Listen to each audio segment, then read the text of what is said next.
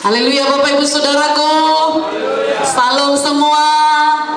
Salam anugerah Tuhan. Puji Tuhan. Sehat semua Bapak Ibu Saudaraku. Puji Tuhan. Tuhan Yesus sangat baik. Katakan kiri kanan saudara tanpa menyentuhnya, Tuhan Yesus sangat baik. Yang percaya Tuhan Yesus baik, katakan saya. Puji Tuhan. Hari ini kita mengawali bulan September. Siapkan hati saudara. Hari ini kita semeja dengan Tuhan. Biarlah perjamuan kudus tidak menjadi hal yang rutin bagi kita, tetapi menjadi satu kehidupan Tuhan mengalir atas kita semua. Karena tubuh dan darah Yesus bersatu dengan tubuh dan darah kita. Terima dengan iman. Amin Bapak Ibu Saudaraku. Sebelumnya kita mendengarkan firman Tuhan. Topiknya kepada kita hari ini, jalan berputar melalui padang gurun. Kalaupun mungkin sampainya begitu lama, ya, visinya begitu lama tercapai, cita-citanya begitu lama tercapai, jalannya begitu panjang. Mari kita lihat sisi baiknya hari ini. Mari kita buka Alkitab kita dari Keluaran 13 ayat 17 sampai 22. Pelajaran kepada kita dari perjalanan bangsa Israel. Keluaran 13 ayat 17 sampai 22. Nah, mari kita membaca bersama saja. 1, 2, 3. Setelah Firaun membiarkan bangsa itu pergi, Allah tidak menuntun mereka melalui jalan ke negeri orang Filistin, walaupun jalan ini yang paling dekat. Sebab firman Allah, jangan-jangan bangsa itu menyesal apabila mereka menghadapi peperangan, sehingga mereka kembali ke Mesir. Tetapi Allah menuntun bangsa itu berputar melalui jalan di padang gurun menuju ke laut Teberau. Dengan siap sedia berperang, berjalanlah orang Israel dari tanah Mesir. Musa membawa tulang-tulang Yusuf, sebab tadinya Yusuf telah menyuruh anak-anak Israel bersumpah dengan sungguh-sungguh, Allah tentu akan mengindahkan kamu, maka kamu harus membawa tulang-tulangku dari sini. Demikianlah mereka berangkat dari Sukot dan berkemah di Etam di tepi padang gurun. Tuhan berjalan di depan mereka pada siang hari dalam tiang awan untuk menuntun mereka di jalan, dan pada waktu malam dalam tiang api untuk menerangi mereka, sehingga mereka dapat berjalan siang dan malam. Dengan beralih, tiang awan itu tetap ada pada siang hari, dan tiang api pada waktu malam di depan bangsa itu. Nah, Bapak Ibu Saudaraku, firman Tuhan ini sudah sering kita dengar, apalagi kalau sudah berpuluh tahun kita lahir baru, tentunya sudah baca skedul berulang kali. Saudaraku, namun firman Tuhan selalu baru tiap hari. Setelah keluar dari Mesir, Tuhan tidak menuntun orang Israel melintasi jalur gajah, yaitu jalan yang menuju perbatasan Mesir dan Filistin. Walau itu jalan terdekat menuju tanah perjanjian, melainkan Tuhan menuntun mereka melalui jalan padang gurun pasir. Nah, apa itu padang gurun? Dan bagaimana suasana atau kondisi padang gurun itu? Padang gurun kata lainnya adalah padang pasir. Jadi kondisi padang gurun itu, sejauh mata memandang ke segala penjuru, timur ke barat, utara ke selatan, semua yang terlihat hanyalah pasir yang berhamparan tanpa batas. Gambarannya misalnya kalau kita ada di lautan bebas, saudara kekasih, nampaknya hanya air laut. Kalau tidak ada kompas, maka kita tidak akan tahu arah, mana timur, mana barat, mana utara, dan mana selatan. Dan yang paling dahsyat saudaraku, temperatur di padang gurun itu pada siang hari dapat naik mencapai 49 derajat Celcius. Coba bayangkan 49 derajat. Ya, sedangkan 32 saja pun sudah panas. Sedangkan pada malam hari temperaturnya dapat turun hingga minus 2 derajat. Nah saudaraku, perbedaan temperatur yang sangat drastis ini dapat membunuh orang-orang yang fisiknya kurang baik. Ya, pada temperatur yang sangat panas di siang hari dapat menyebabkan kesulitan bernapas karena kekurangan oksigen atau dehidrasi, karena kekurangan cairan tubuh. Dan pada malam hari temperatur yang sangat dingin Bayangkan -2 derajat. Itu dapat menyebabkan kebekuan otot-otot. Bahkan jantung juga bisa beku. Mengapa terjadi perbedaan yang sangat panas pada siang hari dan sangat dingin di malam hari? Salah satu sebab adalah karena di padang gurun, langit biasanya sangat cerah. Tidak ada awan yang menghalangi matahari atau menyerap panas matahari. Sehingga selama siang hari, bumi menyerap hampir semua sinar matahari dan menimbulkan pemanasan pada udara. Dan sebaliknya, pada malam hari, tanah dan udara panas memancarkan kembali panas itu ke angkasa, sehingga menyebabkan penurunan temperatur secara cepat. Itulah kondisinya. Jadi sangat sulit.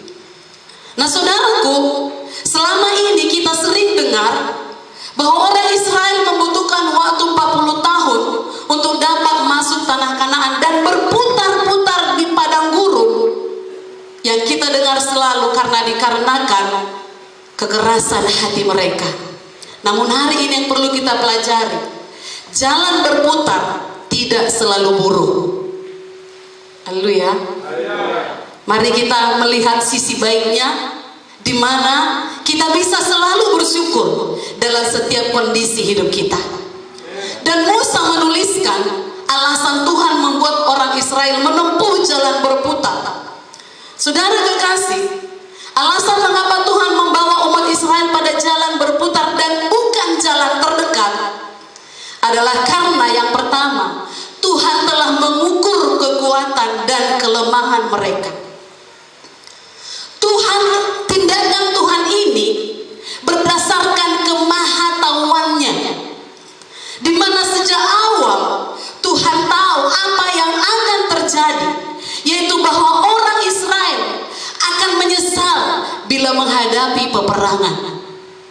Nah, saudara kekasih, ini firman Tuhan ini menjamin kepada kita bahwa Tuhan tidak membiarkan anak-anaknya berperang sebelum mereka siap. Haleluya.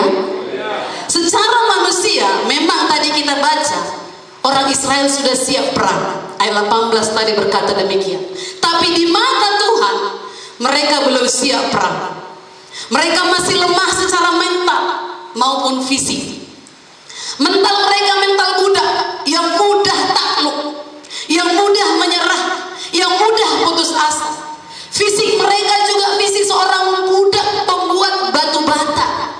Karena semua mereka itulah pekerjaannya waktu di Mesir, yang tidak punya skill atau keahlian untuk berperang.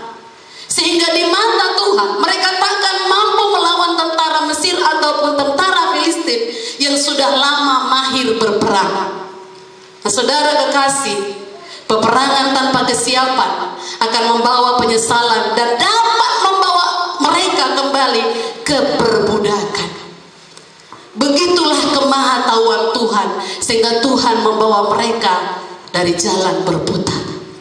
Demikian juga Tuhan tidak akan membiarkan kita menghadapi pencobaan atau pergumulan hidup sebelum kita siap menanggungnya.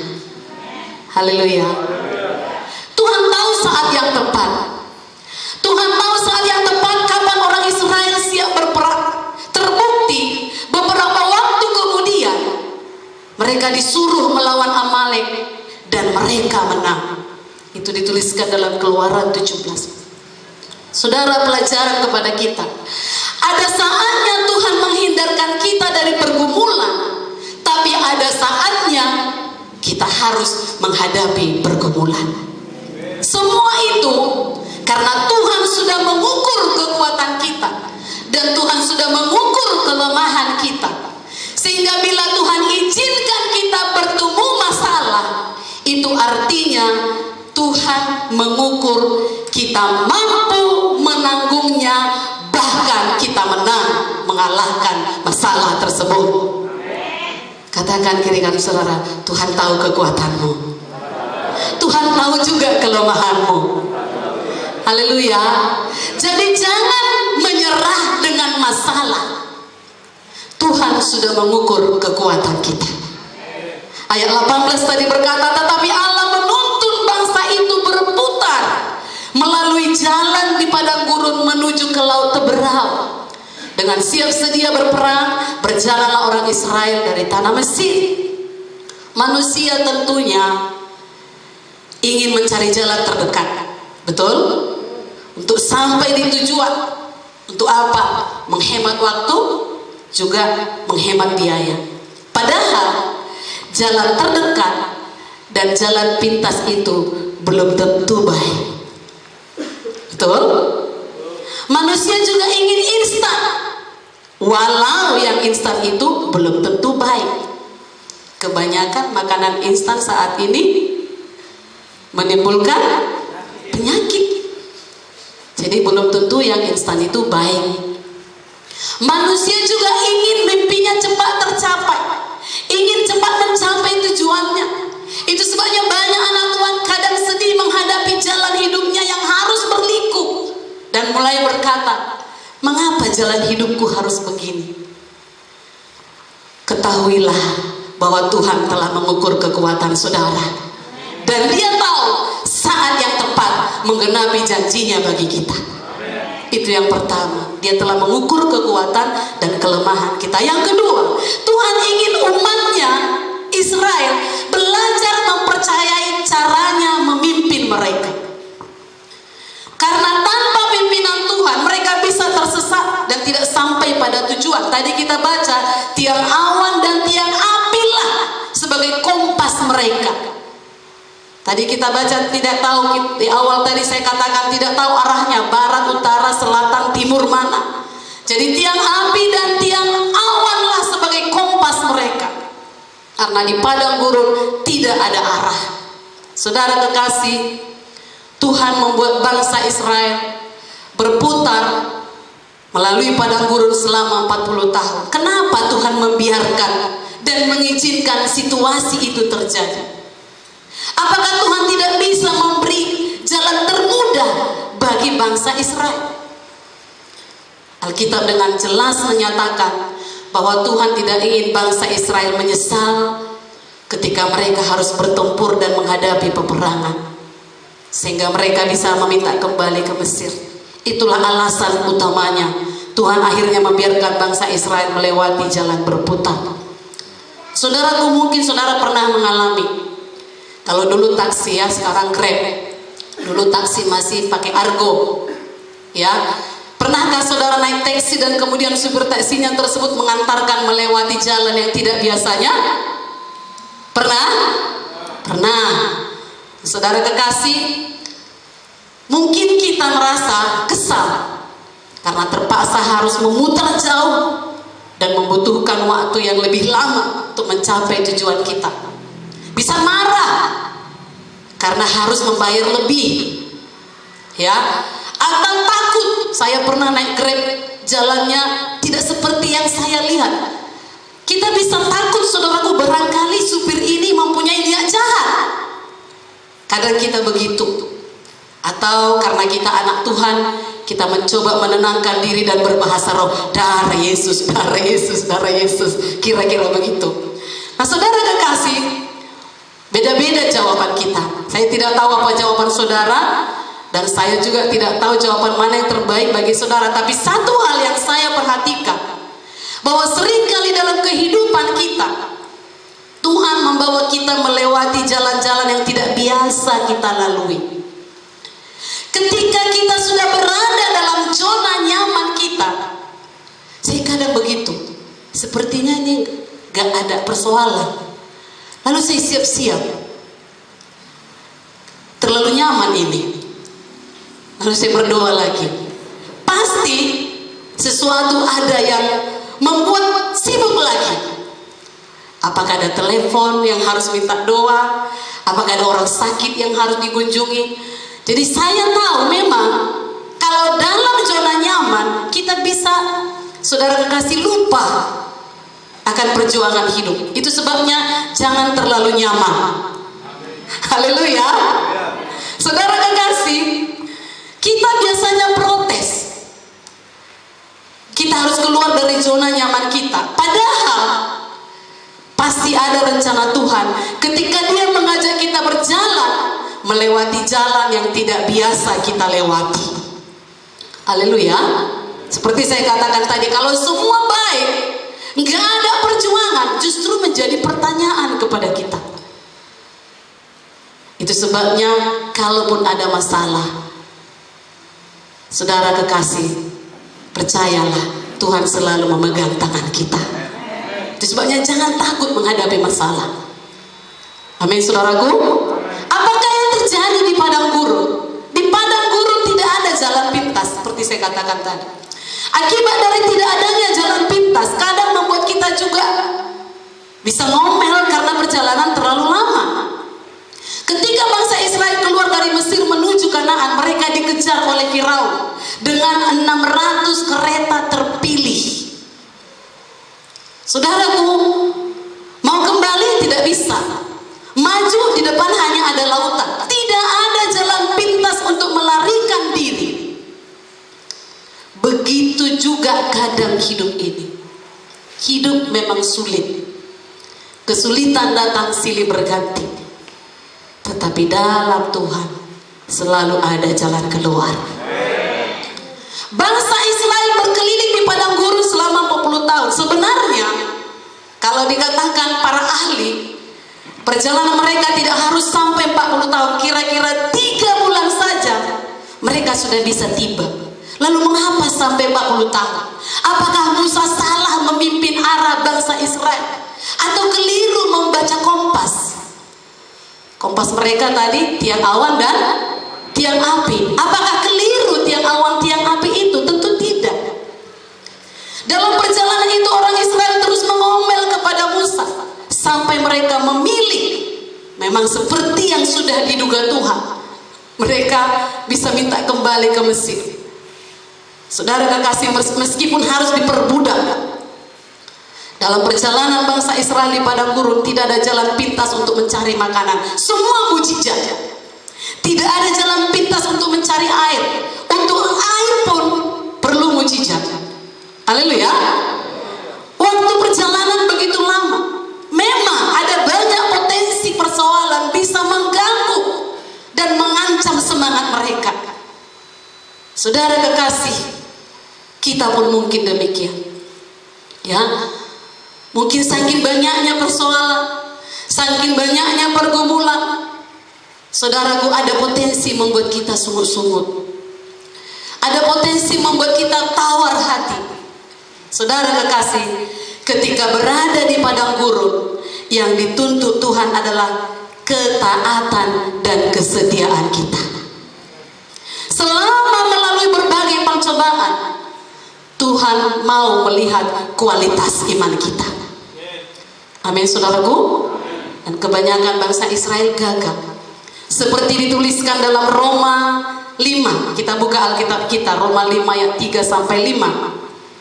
Roma 5 ayat 3 sampai 5. Kita baca bersama-sama. 1, 2, 3. Roma 3 ayat Roma 5 ayat 3 sampai 5.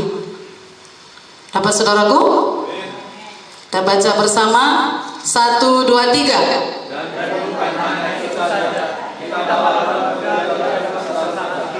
Karena kita tahu bahwa kesengsaraan itu menimbulkan ketekunan, dan ketekunan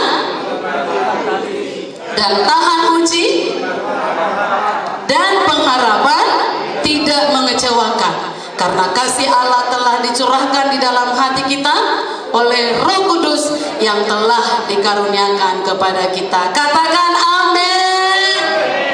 Jadi bermegahlah kalau ada persoalan. Jangan bersungut, jangan mengomel, dan jangan tawar hati. Juga dalam 1 Petrus 1 ayat 6 dan 7, kita baca kembali ayat ini. 1 Petrus 1 ayat 6 dan 7. Dapat saudaraku? 1 Petrus 1 ayat 6 dan 7. 1, 2, 3. Bergembiralah akan hal itu, sekalipun sekarang ini kamu seketika harus berduka cita oleh berbagai-bagai pencobaan. Maksud semuanya itu ialah untuk membuktikan kemurnian imanmu yang jauh lebih tinggi nilainya daripada emas yang fana, yang diuji kemurniannya dengan api, sehingga kamu memperoleh puji-pujian dan kemuliaan pada hari Yesus Kristus menyatakan dirinya. Haleluya. Jadi kalau saudara mengalami padang gurun, bergembiralah akan hal itu. Maksud semuanya itu ialah membuktikan kemurnian imanmu. Karena kalau iman kita murni, firman Tuhan ini berkata, nilainya jauh lebih tinggi dari emas yang fana. Haleluya. Jadi kalau sakit jangan langsung, yang banyak kalinya dosaku ini. Atau kalau agak sulit jalannya, Tuhan gak berpihak kepadaku. Tidak, Tuhan mau engkau menang menghadapinya. Itu yang pertama terjadi di padang gurun. Yang kedua, di padang gurun tidak ada tempat untuk bersembunyi. Selama semua kesulitan terlihat jelas, maksud saya. Seperti panas, nyata panasnya. Ya, badai pun nyata badainya. Sunyi, nyata sunyinya. Lelah dan tidak ada kenyamanan. Jika kehidupan saudara saat ini serba salah, mau ke kanan salah, ke kiri salah, berdiri salah, duduk pun salah, bangun pun salah, tidur pun salah, itulah kehidupan di padang gurun. Haleluya. Sebelum bangsa Israel memasuki tanah perjanjian dan menghalau bangsa-bangsa yang menghuni daerah itu, pertama-tama Tuhan menghakimi umatnya di padang gurun. Ini merupakan nubuatan untuk zaman kita. Jadi sebelum kita berkata kepada dunia, bertobatlah, maka Tuhan akan terlebih dahulu membersihkan kita, gerejanya. Kita dulu yang bertobat dari dosa-dosa yang melekat dari gereja pada gerejanya, pada kita. Saudara kekasih, padang gurun adalah tempat kita menyucikan diri dari segala dosa. Apapun yang kita perbuat, dosa besar, dosa kecil, tidak ada yang tersembunyi di mata Tuhan. Amsal 15 ayat 3 berkata, mata Tuhan ada di segala tempat, mengawasi orang baik maupun orang jahat. Dan di padang gurun inilah Tuhan mengubah mental bangsa Israel dari mental budak menjadi mental prajurit yang siap untuk merebut tanah yang dijanjikan Tuhan kepada nenek moyang mereka. Reaksi bangsa Israel yang tidak menghormati Tuhan sebenarnya adalah gambaran gerejanya pada zaman ini yang tidak menghormati Tuhan, di mana Tuhan sudah mati bagi kita, menebus dosa kita, tapi kita tidak menghormati kedaulatannya dengan tidak mempercayai firman-Nya misalnya, dengan bersungut-sungut kalau kita punya persoalan. Jangan punya reaksi demikian. Amin saudaraku. Tentunya semua kita tidak ingin berlama-lama mencapai tanah Kanaan. Yang berarti dalam dunia ini apa tanah Kanaan kita? Keberhasilan, kesuksesan. Semua orang sukses, amin. Pengen sukses maksud saya. Yang mau berhasil katakan saya. Apakah itu kemakmuran, kesejahteraan, kesembuhan, dan keindahan lainnya. Tetapi Tuhan tidak saja mengaruniakan tanah Kanaan di dalam dunia ini kepada kita, tetapi karena kasih setianya, Ia menolong kita menembus padang gurun dunia ini menuju tanah Kanaan yang sesungguhnya, yakni diam di dalam rumah Tuhan sepanjang masa. Itu yang Tuhan mau. Mazmur 23:6 berkata, dan aku akan diam dalam rumah Tuhan sepanjang masa. Tanah Kanaan yang sebenarnya. Haleluya. Sungguh dikatakan kitab Daniel, orang yang memahami ini. Yang memahami apa? Yang memahami bahwasanya memang ada padang gurun, memang ada persoalan, tapi Tuhan, sorga pun sudah diberikannya, apalagi kehidupan di dunia ini. Haleluya. Dan dikatakan Daniel 12 ayat 10, orang yang memahami ini, yakni orang bijaksana, akan bersuka cita. Saya bacakan Daniel 12 ayat 10. Banyak orang akan disucikan dan dimurnikan dan diuji, tetapi orang-orang fasik akan berlaku fasik. Tidak seorang pun dari orang fasik itu akan memahaminya, tetapi orang-orang bijaksana akan memahaminya. Yang memahami maksud Tuhan katakan amin. Banyak orang akan disucikan, banyak orang akan dimurnikan, kata firman Tuhan ini. Banyak orang akan diuji. Bijaksana, orang bijaksana memahaminya. Jangan bingung dalam hidup ini. Haleluya. Jangan bingung kalau ada persoalan. Jangan garuk-garuk kepala dan berkata, gak tahu lagi aku. Tahu saudara. Saudara orang bijaksana. Dikatakan orang fasiklah yang tidak memahaminya. Kita sudah belajar apa itu orang fasik. Saudara kekasih, dikatakan sebab dengan demikian ia telah memberi dirinya masuk ke dalam waktu Tuhan. Orang yang memahami tersebut, yakni ke dalam rencana Tuhan, dan belajar taat seperti Yesus yang sekalipun ia adalah anak, ia telah belajar menjadi taat dari apa yang telah dideritanya. Ibrani 5:8. Dan orang yang memahami ini akan berkata, Yesaya 38 ayat 17 saya baca, sesungguhnya penderitaan yang pahit menjadi keselamatan bagiku. Engkaulah yang mencegah jiwaku dari lubang kebinasaan, sebab engkau telah melemparkan segala dosaku jauh dari hadapanmu. Amin. Haleluya. Dan 1 Korintus 10:13 berkata, pencobaan yang kita alami adalah pencobaan biasa, tidak melebihi kekuatan manusia. Demikian juga dengan kita. Di saat sepertinya Tuhan sedang membawa kita berputar tanpa tujuan yang jelas, justru di situ ada maksud Tuhan untuk membentuk kita. Rancangan Tuhan tidak pernah gagal. Justru kita yang sering tidak mengerti apa maksud Tuhan bagi kita. Memang rancangannya terlalu dalam untuk diselami. Mazmur 92:6 berkata, betapa besarnya pekerjaanmu ya Tuhan, sangat dalam rancanganmu. Saudaraku, oleh karena itu mari kita tetap percaya kepada Tuhan. Ketika Tuhan membawa kita melalui jalan berputar, tetap percaya, karena kita tahu bahwa segala sesuatu pasti mendatangkan kebaikan bagi kita. Haleluya saudaraku. Roma 8:28 mengatakan, jadi kalau agak lama tercapai doa itu, jangan mundur, tetaplah berdoa dan tetaplah percaya. Sudah 5 bulan kita berdoa supaya COVID berlalu, tapi nyatanya kita lihat kok makin hari makin banyak jumlahnya. Apakah Tuhan tidak menjawab doa dan kita langsung putus asa, sudahlah capek aku berdoa? Tidak. Kalau memang ini jalannya Tuhan bawa jalan berputar, kita taat, kita tetap percaya. Haleluya.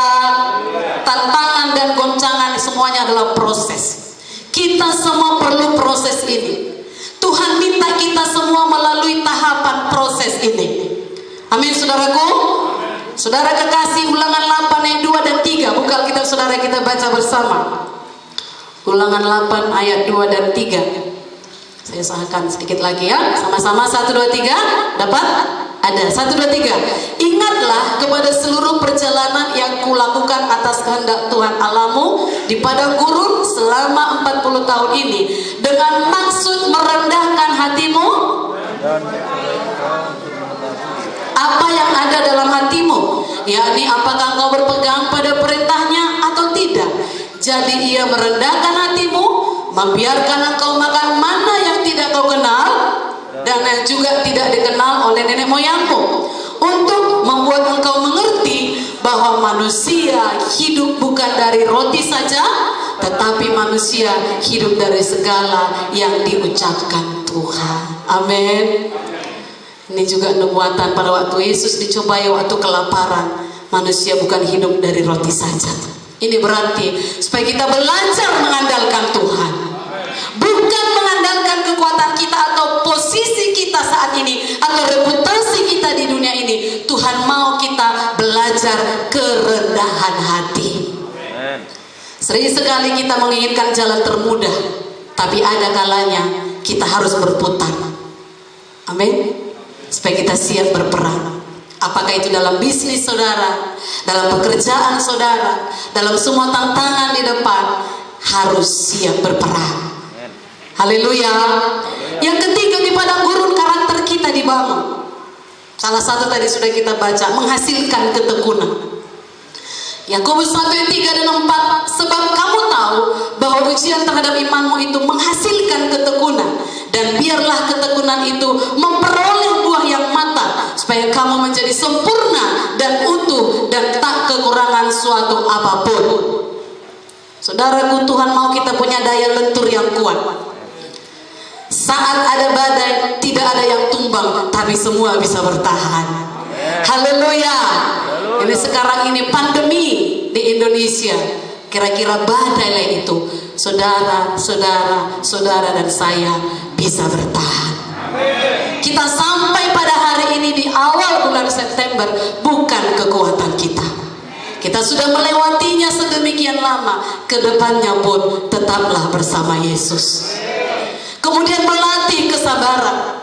Kesabaran prosesnya tidak instan, dan kualitas orang sabar pasti lebih baik daripada kualitas orang yang tidak sabar.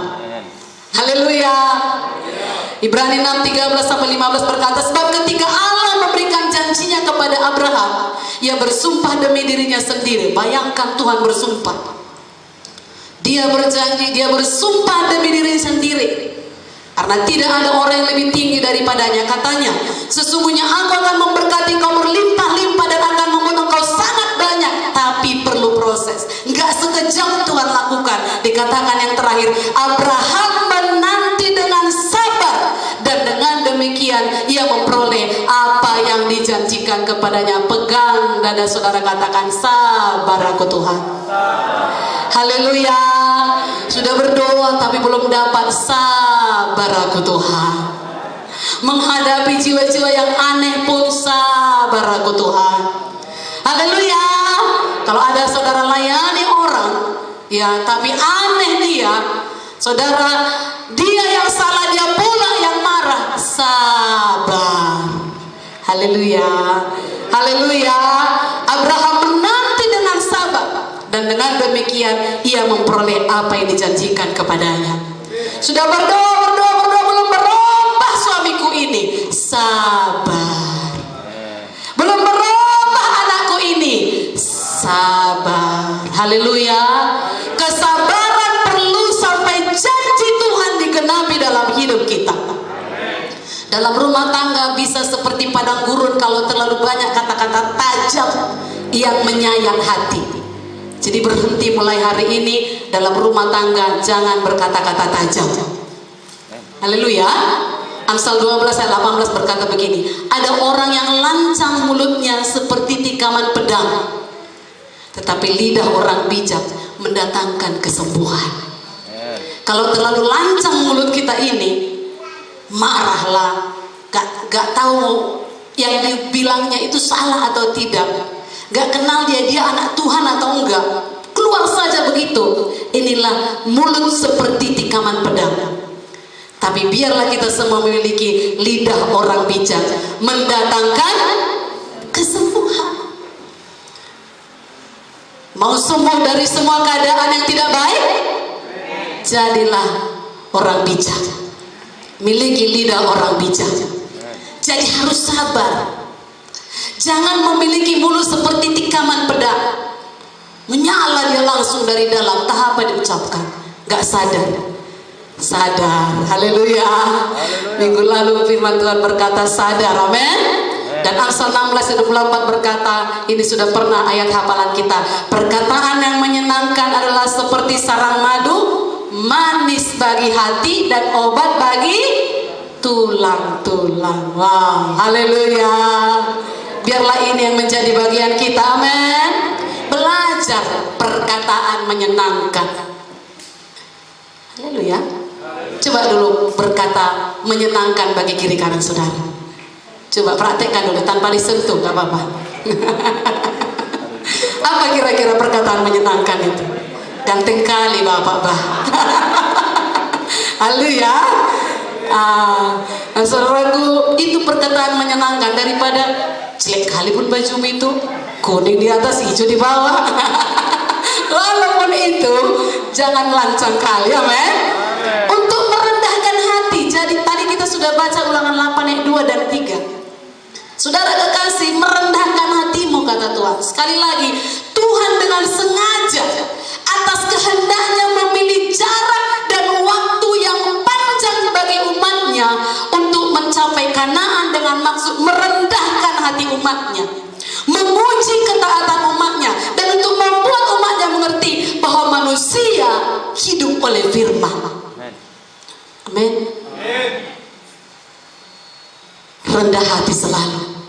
Saudara kekasih, tanah Kanaan bagi kita adalah kerajaan sorga. Di dunia ini tadi saya katakan hidup berkemenangan, hidup makmur, hidup berhasil. Tapi tanah Kanaan kita sebenarnya adalah kerajaan sorga. Negeri yang dijanjikan Tuhan bagi orang percaya kepada Tuhan Yesus Kristus. Yohanes 3:16 berkata, apapun pencapaian yang kita ingin raih di padang gurun dunia ini, semua itu harus menuntun kita ke tanah Kanaan itu sendiri. Jangan sampai nggak masuk tanah Kanaan itu sendiri. Jadi apapun perjuanganmu harus sampai. Jangan sampai seperti yang biasa disampaikan, saudaraku, orang yang menggali emas itu sudah sedikit lagi, tapi karena menyerah, orang lain yang dapat. Kelak kita sampai di tanah Kanaan yang dijanjikan Tuhan. Saudara kekasih, maka seluruh penderitaan yang kita alami di dunia ini adalah proses Tuhan, yakni untuk merendahkan hati kita. Sebab hanya orang yang rendah hatilah yang mewarisi negeri sentosa yang dijanjikan Tuhan. Amin. Mazmur 37 ayat 11 mengatakannya. Sedikit lagi, di padang gurun ada janji Tuhan. Apa janji Tuhan? Dia menyertai, Dia melindungi. Haleluya.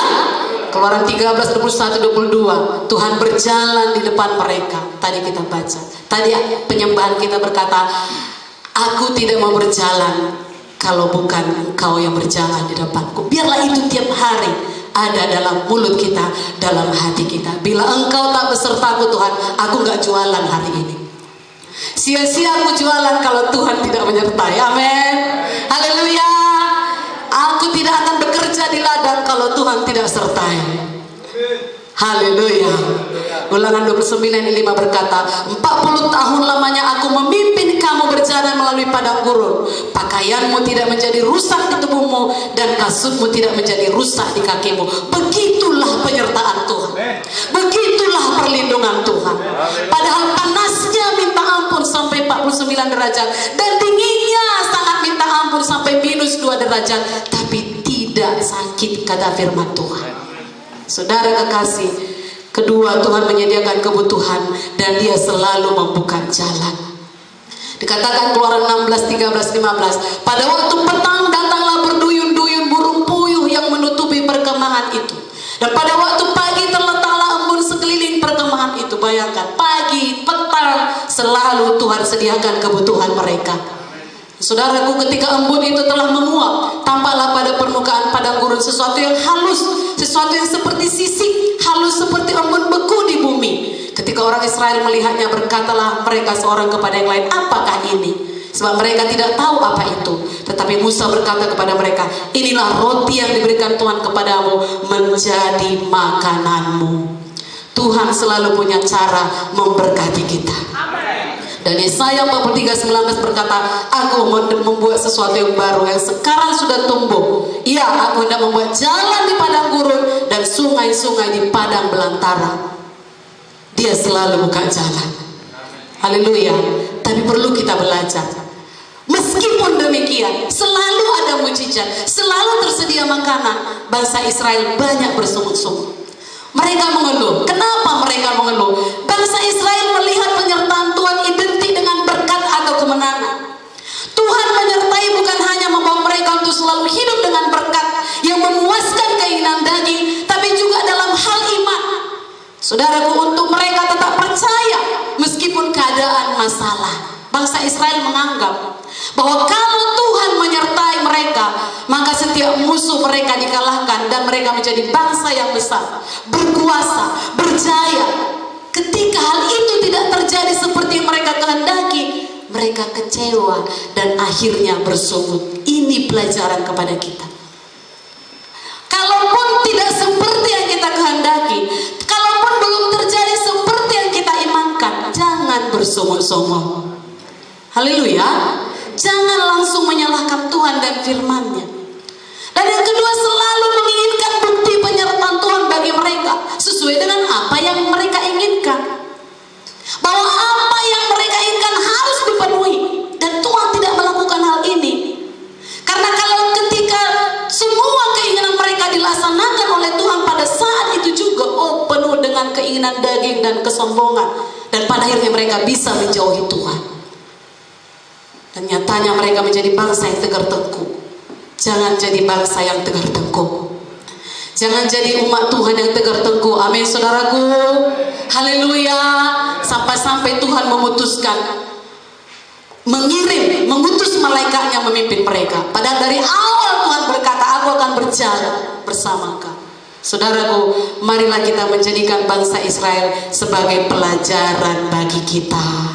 Ayat terakhir kita baca 1 Korintus 10. Tim pujian penyembah musik bersiap saja ke depan. 1 Korintus 10 sampai 11. Kita baca ayat ini bersama-sama sambil bersiap tim pujian penyembahan.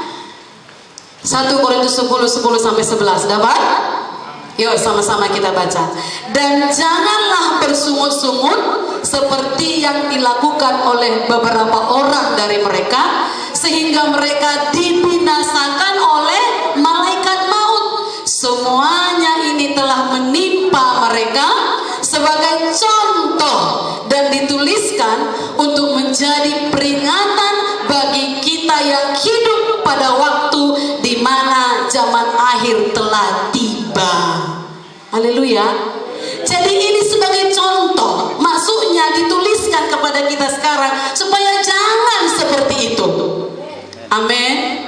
Apapun yang sedang kita hadapi masa ini, jangan mengeluh, tetapi tetap percaya dan mengandalkan Tuhan dalam semua aspek hidup kita. Walau harus melalui jalan berputar, hadapi dan tetaplah ikut cara dan kehendak Tuhan. Jangan cara kita yang mau cepatlah, yang mau begini, yang mau begitu. Tuhan mau kita mengikuti petunjuknya selalu. Amin. Haleluya. Mari kita bangkit berdiri. Haleluya, haleluya. Tetap percaya dan andalkan Tuhan.